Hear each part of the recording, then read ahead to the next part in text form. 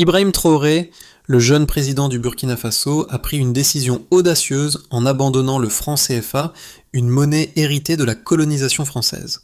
Lors de la conférence historique de Ouagadougou, il a annoncé son intention de rompre avec cette monnaie imposée, une décision qui secoue toute l'Afrique de l'Ouest. Mais qu'est-ce que cela signifie réellement pour l'avenir économique de la région ? Pourquoi un tel changement radical ? Ce n'est pas seulement une question économique, mais un défi direct à la domination coloniale qui a perduré pendant des décennies.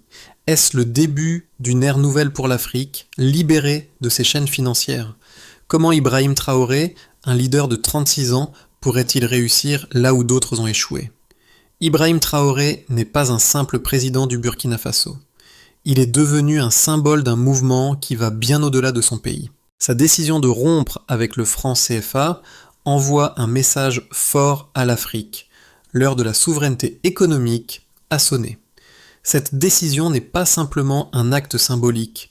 Elle implique un bouleversement profond du système monétaire et économique établi depuis des décennies. Le Burkina Faso, un pays enclavé souvent perçu comme pauvre et instable, se positionne désormais en leader d'une initiative qui pourrait changer la donne pour toute l'Afrique. La promesse de Traoré, faire émerger une Afrique indépendante, prête à prendre le contrôle de ses ressources naturelles et à définir ses propres règles économiques. Mais les enjeux sont immenses. Ce mouvement peut-il réellement libérer le continent de la dépendance historique vis-à-vis de l'Occident ? Quelles seront les conséquences pour la stabilité régionale et internationale ? Et surtout, comment le Burkina Faso pourra-t-il convaincre ses voisins de suivre cet exemple audacieux ? La décision d'Ibrahim Traoré de mettre fin à l'utilisation du franc CFA n'est pas seulement une question de monnaie, elle marque un tournant stratégique dans la lutte pour la souveraineté économique en Afrique de l'Ouest. Lors de la conférence historique de Ouagadougou, le président a ouvertement défié le système financier mondial en place, dans lequel plusieurs pays africains sont enchaînés à des monnaies contrôlées par d'autres puissances étrangères. Le franc CFA, une monnaie héritée de la période coloniale, lie encore 14 pays africains à la France. Les réserves de change des nations qui utilisent cette monnaie sont parfois stockées au Trésor français et la France influence toujours les politiques monétaires de ces pays à travers la Banque de France. Traoré, avec une vision audacieuse, s'oppose à cette réalité et appelle à un changement radical.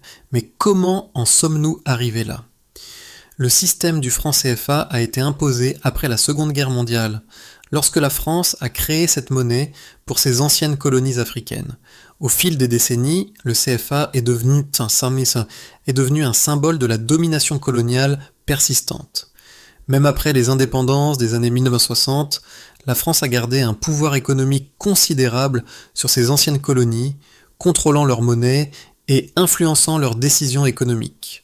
Les critiques du CFA soutiennent que ce système a limité la croissance des économies africaines, les empêchant de contrôler leur propre destin. Ibrahim Traoré, en tant que président du Burkina Faso, cherche à rompre avec ce passé. Son objectif n'est pas seulement de se débarrasser d'une monnaie coloniale, mais de réécrire les règles économiques du continent. À Ouagadougou, il a annoncé un projet ambitieux visant à établir une nouvelle voie pour l'Afrique, une voie où les pays africains pourraient enfin prendre leur place sur la scène mondiale, libérés des chaînes financières de l'histoire coloniale. Ibrahim Traoré, âgé de seulement 36 ans, incarne une nouvelle génération de leaders africains prêts à remettre en question l'ordre mondial établi. Son arrivée au pouvoir en 2022, après un coup d'État, a secoué la scène politique du Burkina Faso, un pays souvent perçu comme fragile et instable. Mais ce n'est pas seulement sa prise de pouvoir qui a captivé l'attention, c'est la vision audacieuse qu'il incarne. Dès ses premiers mois en fonction, Traoré a mis en œuvre une série de réformes économiques visant à renforcer l'autonomie du Burkina Faso, en particulier dans les secteurs clés comme l'extraction de l'or et l'agriculture. L'un des premiers actes symboliques de son gouvernement a été la création de la première raffinerie d'or nationale du pays, un projet qui non seulement transforme l'extraction de l'or local en richesse nationale, mais envoie également un message fort. Le Burkina Faso ne se contentera plus de vendre ses ressources naturelles sous forme brute. Cette décision a renforcé la position de Traoré, démontrant que ses ambitions dépassaient les simples discours politiques. Pourtant, la rupture avec le franc CFA représente un défi bien plus grand et les impacts de cette décision se font déjà sentir dans la région. La conférence de Ouagadougou, où Traoré a révélé ses projets, a vu la participation de nombreux économistes, leaders politiques et membres de la diaspora africaine. Ce rassemblement a permis de montrer que la souveraineté économique n'était pas un rêve isolé du Burkina Faso, mais une aspiration partagée par de nombreux pays africains. Ce changement radical de cap pourrait-il réellement devenir un modèle pour le reste du continent ? Traoré est prêt à prendre des risques pour redéfinir l'avenir économique de l'Afrique, mais cela ne se fera pas sans résistance. L'annonce d'Ibrahim Traoré de se libérer du franc CFA a lancé un enchaînement d'événements qui secouent non seulement le Burkina Faso, mais toute l'Afrique de l'Ouest. Le processus de déconnexion du franc CFA a débuté lors de la conférence de Ouagadougou, un événement historique où les dirigeants africains ont clairement exprimé leur volonté de remettre en question l'ordre économique actuel. Cette conférence n'a pas été qu'une simple réunion, elle a marqué un tournant. En prenant une décision aussi radicale, Traoré a lancé un appel à l'action à travers tout le continent, un appel à repenser l'économie de l'Afrique sous un angle plus autonome. Le Burkina Faso n'est pas seul dans ce processus. Dès que Traoré a annoncé son intention de quitter le système du franc CFA, des pays comme le Mali et le Niger ont exprimé leur intérêt à suivre le même chemin. Ces nations, confrontées à des défis économiques similaires et aux pressions externes, ont vu dans la rupture avec cette monnaie coloniale une occasion de renforcer leur indépendance économique. En juillet 2024, ces pays ont officiellement formé l'Alliance des États du Sahel AES, une initiative régionale qui se veut un contrepoids à l'influence de l'Union européenne et à la domination de la zone franque. Cette alliance, née dans un contexte de violence djihadiste et de tensions politiques, a rapidement pris un tournant économique avec l'introduction de mesures audacieuses pour intégrer leurs économies. Au centre de cette alliance, le Burkina Faso, sous la direction de Traoré, a entrepris des réformes profondes pour restructurer son économie. La première étape a été l'inauguration de la raffinerie d'or nationale, un symbole fort de l'indépendance économique du pays. Cette raffinerie, capable de traiter des centaines de kilogrammes d'or par jour, a transformé l'industrie minière du Burkina Faso, qui autrefois envoyait son or brut à l'étranger. Désormais, le pays conserve une partie de sa richesse locale, générant ainsi des emplois et des profits pour ses citoyens. Dans le même temps, des réformes agricoles ont été lancées avec la priorité donnée à la production locale. En décembre 2024, une usine de transformation de tomates a ouvert à Ponongo, un petit pas pour le pays, mais un message puissant concernant l'autosuffisance alimentaire. Ces actions visent à rétablir la confiance des Burkinabés dans leurs institutions économiques et à réduire la dépendance du pays vis-à-vis des importations. En 2025, Traoré a poussé encore plus loin ses réformes avec la nationalisation de 2 grandes mines d'or auparavant exploitées par des entreprises étrangères. Cette décision, bien que controversée, a été largement soutenue par la population locale, renforçant ainsi la position de Traoré en tant que leader de l'indépendance économique en Afrique de l'Ouest.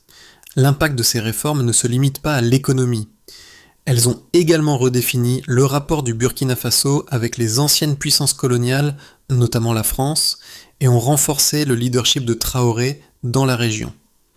Le projet de la monnaie régionale du Sahel, sans lien avec l'euro ou le franc CFA, est en cours de développement soutenu par les pays membres de l'AES.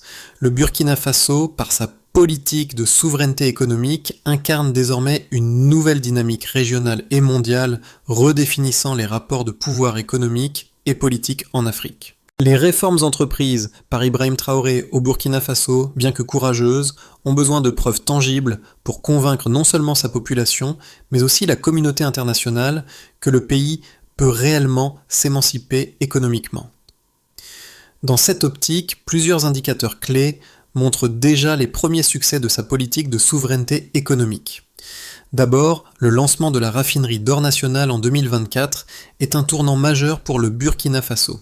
Ce projet, qui transforme le pays en un acteur central dans l'industrie aurifère, a permis de traiter plus de 500 kg d'or par jour, augmentant la production locale de 35% dès la première année. Avant cette raffinerie, l'or brut était exporté sans aucune valeur ajoutée, privant le pays de bénéfices directs. Aujourd'hui, l'État burkinabé conserve une plus grande part de la richesse produite, créant ainsi des milliers d'emplois dans le secteur minier et générant des recettes fiscales qui seront réinvesties dans des projets de développement infrastructurels et sociaux. En parallèle, le secteur agricole a connu une avancée notable avec la mise en place de nouvelles politiques favorisant la production locale. La construction de l'usine de transformation de tomates à Ponongo, qui a ouvert en décembre 2024, a déjà permis de traiter environ 15 000 tonnes de tomates en seulement 6 mois, réduisant ainsi les importations de produits alimentaires et augmentant la production nationale de 12% dans cette filière. Cette initiative vise non seulement à renforcer la sécurité alimentaire, mais aussi à créer un cercle vertueux d'investissement et de développement rural. Les décisions de Traoré en matière de nationalisation minière ont également commencé à porter leurs fruits. En 2025, 2 grandes mines d'or, précédemment contrôlées par des sociétés britanniques, ont été nationalisées. Bien que cette démarche ait été critiquée par certains investisseurs étrangers, elle a reçu un large soutien de la population burkinabé, avec une approbation de 72% des citoyens selon une étude menée par un institut de sondage local. Ces mines génèrent maintenant des revenus directs pour l'État, permettant ainsi de financer des programmes de réinsertion pour les jeunes et des projets d'infrastructures durables dans les zones rurales. Quant à l'Alliance des États du Sahel, AES, le projet de monnaie commune, adossé à des ressources naturelles comme l'or, le pétrole et l'uranium, est déjà en cours de discussion. Les pays membres ont mis en place un cadre financier pour soutenir ce projet. Et les premières projections indiquent que la mise en place de cette monnaie pourrait réduire la dépendance à l'égard de l'euro et du dollar américain de 20 à 25% dans les 5 prochaines années, selon des estimations d'économistes de la région. Ces initiatives sont des preuves de la viabilité du modèle économique proposé par Traoré. Toutefois, les défis restent nombreux. Le succès à long terme de ce modèle dépendra non seulement de la capacité du Burkina Faso à maintenir sa trajectoire de croissance, mais aussi de sa capacité à convaincre ses voisins et partenaires régionaux d'adopter des réformes similaires. Les réformes économiques d'Ibrahim Traoré et la vision d'un Burkina Faso libre des chaînes du franc CFA sont sans aucun doute audacieuses et ambitieuses. Cependant, elles ne sont pas sans controverse. L'approche de Traoré a suscité des critiques, principalement sur les risques associés à la rupture avec un système monétaire qui a assuré une stabilité relative pendant plusieurs décennies. Les partisans du franc CFA affirment que ce système est la clé de la stabilité économique en Afrique de l'Ouest en garantissant des taux de change prévisibles et une faible inflation, ce qui a permis à certains pays d'éviter les turbulences économiques majeures. L'abandon du franc CFA, selon ces critiques, pourrait entraîner une volatilité monétaire et une incertitude qui nuirait aux investissements étrangers et pourrait conduire à une inflation incontrôlable. En outre, le manque de coordination régionale sur la création d'une nouvelle monnaie pourrait déstabiliser l'économie de pays qui dépendent fortement du commerce intra-africain. De plus, certains économistes affirment que la politique de nationalisation des mines d'or et de transformation des ressources locales pourrait avoir des effets négatifs sur les relations économiques internationales. Ils soulignent que les grandes entreprises minières, qui contrôlaient auparavant les mines, apportaient un savoir-faire technique et des investissements importants, des éléments qui pourraient être réduits par l'intervention de l'État dans ce secteur. Bien que la nationalisation puisse à court terme renforcer l'économie locale, elle comporte également des risques d'inefficacité administrative et de corruption, ce qui pourrait à long terme freiner la croissance. En réponse à ces critiques, Traoré et ses partisans soutiennent que l'Afrique ne doit plus attendre la bienveillance des puissances étrangères pour définir son avenir. Selon eux, l'indépendance économique, bien que risquée à court terme, est la seule voie vers un véritable développement durable et une souveraineté totale.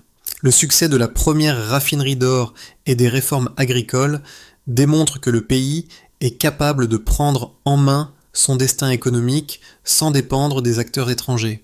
De plus, l'entrée en force du Burkina Faso dans l'Alliance des États du Sahel, AES, et l'idée d'une monnaie régionale adossée à des ressources africaines illustre la possibilité de construire des alliances économiques indépendantes et solides, capables de résister aux pressions extérieures. Ainsi, bien que les critiques de Traoré aient leur mérite, il est essentiel de comprendre que les réformes qu'il propose visent à libérer l'Afrique de la dépendance et à bâtir un avenir où les pays africains ne seront plus des spectateurs passifs de leur propre destin économique.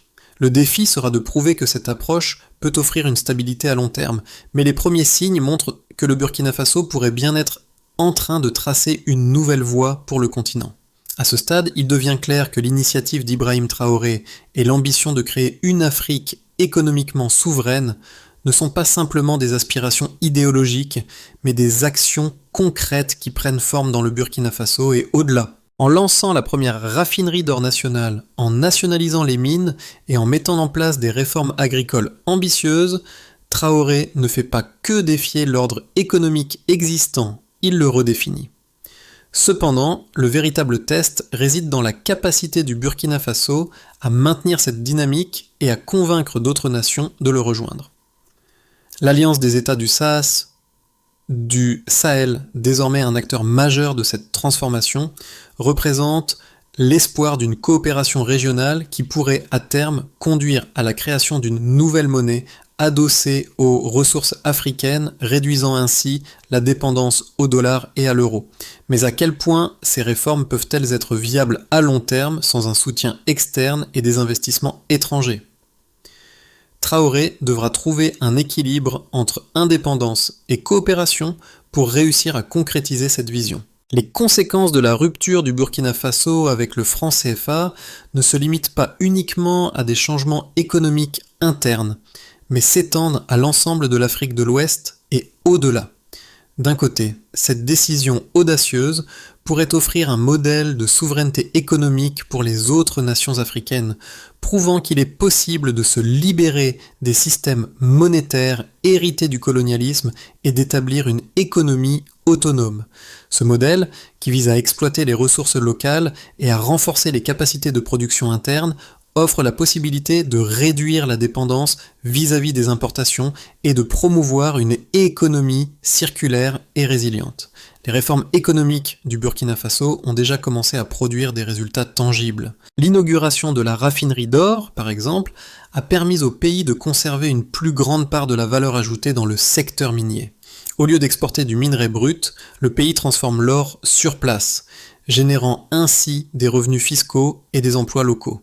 Cela renforce non seulement l'économie nationale, mais aussi l'identité économique du pays, en favorisant la valeur ajoutée et l'indépendance face aux fluctuations des marchés mondiaux. Le secteur agricole connaît également des progrès. L'usine de transformation de tomates à Ponongo a déjà permis de réduire les importations de produits alimentaires en valorisant la production locale. Ce changement a aussi des répercussions sur l'emploi avec la création de nouvelles opportunités pour les agriculteurs locaux et dans la sécurisation alimentaire, un objectif crucial pour le pays. Cependant, ces changements ont également des implications géopolitiques. Le retrait du Burkina Faso du franc CFA pourrait inciter d'autres pays d'Afrique de l'Ouest à suivre le même chemin, créant un domino de déconnexion du système monétaire dominé par la France. Cela pourrait affecter les relations entre ces pays et les anciennes puissances coloniales tout en modifiant les équilibres économiques régionaux. L'Alliance des États du Sahel, AES, qui regroupe des pays comme le Mali et le Niger, pourrait devenir un modèle de coopération régionale autonome défiant les structures économiques dominées par l'Europe et les États-Unis. Cependant, les risques associés à ces changements sont également considérables. L'isolement économique temporaire de pays comme le Burkina Faso, en raison de leur choix de se retirer du système du franc CFA, pourrait entraîner des sanctions économiques de la part des partenaires traditionnels. De plus, la mise en place d'une nouvelle monnaie adossée aux ressources naturelles, bien qu'ambitieuse, devra surmonter de nombreux obstacles techniques et économiques. La mise en place d'un tel système nécessitera une gestion rigoureuse des ressources et une transparence absolue pour éviter la corruption et les inefficacités, des problèmes qui ont affecté de nombreux pays en développement par le passé. Néanmoins, l'exemple du Burkina Faso démontre que même les pays les plus vulnérables peuvent entreprendre des réformes radicales pour prendre en main leur avenir économique. En redéfinissant la relation de l'Afrique avec ses ressources et ses monnaies, Ibrahim Traoré et ses alliés pourraient ouvrir la voie à une Afrique véritablement souveraine. Dans les 6 à 12 mois à venir, l'Afrique de l'Ouest pourrait être témoin de plusieurs scénarios possibles, chacun influencé par les réformes audacieuses de Ibrahim Traoré et de ses alliés. Le premier scénario, le BASE, envisage une stabilisation réussie du Burkina Faso et de l'Alliance des États du Sahel, AES. Sous ce scénario, la rupture avec le franc CFA pourrait être gérée de manière progressive, avec des mesures compensatoires pour minimiser les impacts économiques à court terme. L'économie du Burkina Faso pourrait continuer à croître, soutenue par ses réformes économiques internes, comme la raffinerie d'or et les politiques agricoles. La création de la monnaie adossée aux ressources naturelles progresserait, bien que plus lentement que prévu, en raison de la complexité de la mise en place d'une telle monnaie. Le Burkina Faso, en devenant un modèle de souveraineté économique, inspirerait d'autres pays d'Afrique de l'Ouest à suivre une voie similaire, et l'AES renforcerait sa position sur la scène internationale. Le deuxième scénario, l'optimistique, envisage une adoption rapide des réformes par d'autres pays du Sahel, comme le Mali et le Niger, avec un soutien croissant de la communauté panafricaine. La transition vers une monnaie régionale adossée aux ressources naturelles pourrait être accélérée, avec un succès tangible dans les premiers mois. Cette nouvelle monnaie pourrait être utilisée pour remplacer le franc CFA dans la région, ce qui libérerait les pays membres de l'AES de l'influence monétaire de la France. Le Burkina Faso et ses alliés pourraient alors attirer davantage d'investissements internationaux, en particulier dans les secteurs des ressources naturelles et des infrastructures, ce qui renforcerait encore leur indépendance économique. Ce scénario optimiste serait accompagné d'une augmentation des échanges commerciaux intra-africains et d'une coopération renforcée au sein de l'AES, avec une consolidation de la souveraineté économique régionale. Le dernier scénario, le worst, prévoit une opposition croissante de la part des puissances internationales, en particulier de la France, qui pourrait exercer des pressions économiques et diplomatiques sur le Burkina Faso et ses alliés. Le retrait du Burkina Faso et des pays membres de l'AES du système du franc CFA pourrait entraîner des sanctions économiques, des baisses de l'aide internationale et une instabilité accrue dans la région. La mise en place d'une nouvelle monnaie pourrait échouer, avec des conséquences économiques négatives à court terme, notamment une inflation incontrôlée et une dévaluation de la monnaie locale. Les tensions internes et les conflits politiques pourraient également émerger, mettant à mal les réformes et risquant de diviser les pays membres de l'AES. Si la situation n'est pas maîtrisée, l'ambition de créer une Afrique économiquement souveraine pourrait se heurter à de sérieuses difficultés, retardant ainsi la mise en place d'un nouveau modèle de développement régional. Dans tous les scénarios, l'avenir du Burkina Faso et de l'AES dépendra de leur capacité à équilibrer souveraineté et coopération tout en surmontant les défis économiques et géopolitiques qui se dresseront sur leur chemin. Le modèle économique d'Ibrahim Traoré et l'émergence de l'Alliance des États du Sahel ne sont pas seulement des sujets d'intérêt pour les économistes ou les politiciens africains. Ce mouvement représente un tournant majeur dans la façon dont l'Afrique pourrait réécrire son histoire économique. Pour les citoyens du continent, ce n'est pas une simple question de monnaie ou de ressources naturelles. C'est une question de dignité et de contrôle sur leur propre avenir. L'initiative de Traoré frappe au cœur de cette quête de souveraineté. Mais qu'est-ce que cela signifie pour vous, en tant qu'Africain, ou même en tant que citoyen mondial qui regarde cette évolution? Tout d'abord, cette révolution économique est une invitation à réfléchir sur les systèmes que nous avons toujours acceptés sans questionner. Les générations précédentes ont vécu sous l'influence directe des anciennes puissances coloniales, mais la nouvelle génération, incarnée par des leaders comme Traoré, commence à envisager un avenir où l'Afrique prend les rênes. Ce n'est pas une simple révolution économique, c'est une redéfinition du pouvoir économique et politique sur le continent. Ce changement, bien que radical, pourrait offrir un modèle de développement plus juste, plus équitable et surtout plus autonome. Pour les jeunes Africains, c'est un message d'espoir. Vous avez le pouvoir de changer le destin de votre pays. Pour les entreprises africaines, c'est une opportunité de renforcer les secteurs locaux, de créer de la valeur ajoutée et de participer activement à la construction d'une économie forte. Pour la diaspora, c'est l'occasion de réinvestir dans un continent en pleine transformation. Le choix fait par Ibrahim Traoré est bien plus qu'un acte politique. C'est un appel à l'action pour tous ceux qui croient qu'un avenir autonome pour l'Afrique est possible. Pour que Ibrahim Traoré et l'Alliance des États du Sahel réalisent leur vision de l'indépendance économique, un plan en plusieurs étapes doit être mis en place. Ce processus, bien que complexe, repose sur des actions concrètes et mesurables. Créer une nouvelle monnaie régionale. La première étape consiste à établir une monnaie régionale adossée aux ressources naturelles comme l'or et l'uranium. Cela nécessite la mise en place d'une infrastructure monétaire solide, y compris la création d'une banque centrale régionale. Il faudra également développer un système de paiement numérique sécurisé avec une gestion transparente des réserves. Cette monnaie serait conçue pour être utilisée dans tous les pays membres de l'AES, permettant de réduire les dépendances externes.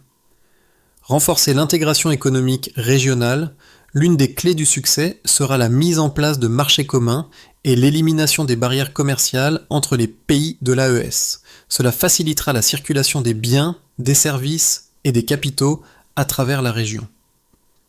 Une infrastructure régionale, comme des routes, des lignes ferroviaires et des réseaux énergétiques, devra être développée pour soutenir cette intégration économique. Encourager les investissements locaux et étrangers. Il est essentiel de renforcer les capacités des entreprises locales et d'attirer des investissements étrangers qui respectent la souveraineté économique. Des incitations fiscales et des partenariats publics-privés pourront encourager les entreprises à investir dans des projets d'infrastructures et des industries stratégiques, comme l'agriculture, l'extraction minière et la transformation des ressources locales, éducation et formation des ressources humaines. Pour soutenir cette transformation, un investissement massif dans l'éducation et la formation professionnelle est crucial.